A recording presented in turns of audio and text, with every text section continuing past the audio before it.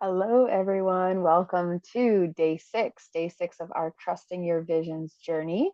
So, I'm curious, let me know in the comments below. Did you remember your dream or did you recall anything from your dream space last night? I would so love to know if you did the practice of chilling out, walking through the dream door, the portal, as such, and anything that you may have found while you were there. So if you have not taken time, but you did have some dreams, maybe you could write them down. Mine were all over the place, kind of off the wall. I'll do a quick little reflection thing after, but it also feels a little strange to share some of these dreams. But I will. I'll share a little bit, as I promised. It's going to have to be a little quick though, because my reflections for Heart's Frontier. I'm currently packing up my life here up in the Highlands for now, as I'm just about to take another deep nomadic journey. This is continued, but in one way, I felt like I landed for a moment up here in the Highlands. But yeah, headed south now. I'm flying south for the winter, just like a bird. Okay, so let's talk dream symbols, and I'll do a little bit of a mini teaching now. But of course, if you want to join the Trusting Your Visions journey and ask more questions, I'm happy to answer them. If you want to post a comment, I'd also go in and answer if I can. So I do have some notes here if you see me, looking, obviously, always like keeping some notes so I stay on track. Um, so what's important is that dreams are not necessarily logical, but poetic. And so you might have like they're more like suggesting to you what things could be rather than looking at it straight on. So, for example, if you had a dream about someone, this happens often. Someone will have a dream about their ex and they feel like it's directly about their ex. Yeah, and it's not always. Sometimes we just see our ex because it's gonna like throw us off a little and it's gonna like catch us off guard because it's meant to catch our attention. Maybe we're not paying attention to the other dreams, so they say, "Fine, we'll put your ex in the dream, and then you'll really pay attention." And we do. And these symbols that you will find are your own personal system. It's based off of your subconscious, your brain, and not just looking on Google or not looking at a book. There are a lot of suggestions for like common feelings and what that may mean. So you could, if you were absolutely getting nowhere in sourcing your own feelings, look on Google or a book. I certainly find it interesting to see other people's opinions. But please know the most important opinion about what a dream means is your own because you were the one feeling it and it was sent to you into your brain. And so it's also meant for you to interpret from that brain right now, not from like more information. Does that make sense? So like the way that you have been receiving symbols is based on what you've already had, loaded up till that time. It doesn't mean that you have to go and get extra research to figure it out, usually. Um, Again, I mentioned yesterday, repetition is a very important key to look out for. If you keep returning to the same place or keep having the same feeling or a similar situation is popping up, especially if it's a similar situation or feeling, that would be when you want to take a look at where is that feeling in my waking life? Where is there a similar situation in my waking life? It may not be the exact situation, of course, but where is there a similar situation in my waking life? And if you notice something really out of the blue, usually it's like more of a symbol of some kind. So you can look up symbolism, but I, again, would always want you to look at, and I do this with animals too, if people are seeing a power animal or a spirit animal of some kind, I ask you first, go connect with what you believe that animal represents. Because again, I'm going to see a snake and I am going to have an entirely different reaction to my best friend who is scared of snakes. I would really see it as like, ooh, this is very interesting. It has to do with transformation and shedding our skins and like a Kundalini energy. I would see it with all these symbols that I already know. But if you are scared of snakes, it's going to mean something totally different. So you really have to take it from your own perspective and your own interpretation of what you think that animal is. As well, I could see I could see a goat and get like a certain feeling from it, and my mother could see a goat and be like, "That's smelly." It's like you're not necessarily going to speak the same language. And as well, anything that you are very emotionally affected by. So I did let you know, and hopefully as you keep doing this, because I am going to suggest you keep doing this at least for the next few days, so you can continue to open up this access, especially if we didn't actually see anything last night or recall anything.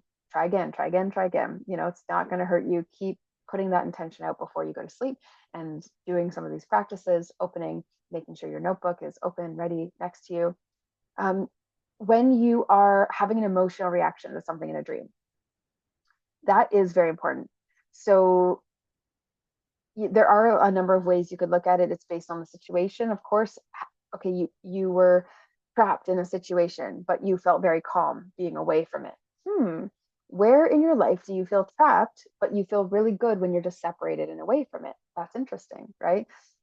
Could you find a place to grab solitude? You know, if you feel trapped by your job, for example, could you find a moment on your lunch break to feel like you are away from everything and in silence, at least for now, until you receive the next step, the next piece of advice as to where to go next? So just some different examples. If you want to let me know different types of themes that might be popping up, I'd love to know what's in our collective at the moment, dream wise. And there are different types of dreams as well. So I will go through these a little quickly if I can. Just ask me if you would like some more clarity. And then, of course, in the Q&As, I can always answer more as well. So I do think there are literal dreams, which is like you're processing just things that happened in your day. There's symbolic dreams, which are more in like another state. Like a literal dream would be like, this is what you need to do. It's very obviously about the situation that you're asking about. It makes more sense. There are symbolic dreams, which are more like, oh, it's a whole bunch of symbols. I was in this like alternate kind of world, and yet it held so much meaning, all the different factors or characters or beings within it. And there's processing dreams, which I think are more like your brain just, it's like compressing information. And so you might scan through situations, you might roll through a few fears, you might process an emotion, or TV shows that you watched earlier in that day, and you're just going to see those same symbols. And you know, sometimes you go and look at, oh, that was so weird, and then you go, wait, that was just because of this, this, this, and this. And sometimes that is, it's just a processing dream. Other times you see these things, but they do have a symbolic meaning to you. So whether it's symbolic or processing, it's still good to take a look at just so that you know the feeling of them. I wouldn't write off most dreams as processing dreams, because for me, they sort of just happen here and there, as far as remembering them. And often when you're intending to remember dreams, you're going to remember some of the more interesting ones as far as your deeper spiritual needs. And then there would be like spiritual dreams, or even ancestral dreams, which feel like a very much more like profound experience where you feel like, oh, that like shifted something in me. It feels a little bit more deeply rooted. And then, of course, there are predictive or premonition dreams, or memories or echoes of the future, just like reverberating back to you in this moment. And that is actually what opened me up to the idea of psychic awareness, or you know, when I was young, I was like 4 or 5 years old, I was getting predictive dreams, seeing something in school that I'd seen in my dream just a few days prior. I was so unsettled by it, and I spoke to my father about it. He was like, yeah, it's fine. That's, I mean, your grandma had that. Oh, okay, well, if you know, this grandma that I didn't even know if she had it, well, it must be fine, I guess. And I didn't think too much of it, until later on in life, where it became way more obvious, and it was like, uh, not overwhelming, but it was very captivating. There was just a lot of these premonition dreams coming through, and it was really trying to widen my ability to access that during waking state, because I wasn't allowing it at the time.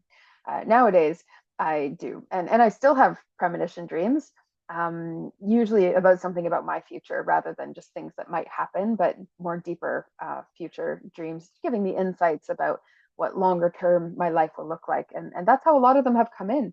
I would also suggest that you not discount daydreams. Daydreams can access the same place, and same state. And even if you didn't intend on being in daydreaming state, if sort of come out and then you have something, you still might want to write that down. So let's go into it a little bit deeper, and then I'll just give you this, and we'll keep chatting about it here and there.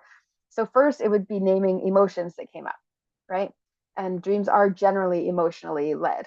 And so then you would identify some of these anchors, right? So you had these like the objects, the symbols, the animals or places, like what are the main facts, kind of like the police report, da, da, da, da, da. These people were at the scene. And then you might ask some simple questions of yourself. You might say something like, if that symbol or animal or being had a message for me, if it could speak, what would it say? And you can just tap back into that energy. Say you saw a koala bear. I saw these koalas today. Let's say you saw a koala bear. Okay, what did the koala have to say to me? You can ask yourself, where is this showing up in my life right now? Look at all these factors. Look at these emotions. Where are these emotions showing up in your life? You can ask also, like, what does this remind me of? That might trigger something for you to think about. And you could also go to your body. When you think of this dream, what is the feeling that you have in your body, right? Is it a feeling of peace? Is it agitation? Where would that agitation be in your life right now? You know, this is how we can work with it. And then you are ideally looking for, what is the meaning? What is the point? Are you getting a new desire unlocked? Are you receiving a next step, some guidance? Are you seeing now what you have been avoiding? That often happens in dreams, at least for me. That's where they show up. If I'm avoiding something, it'll show up in a dream.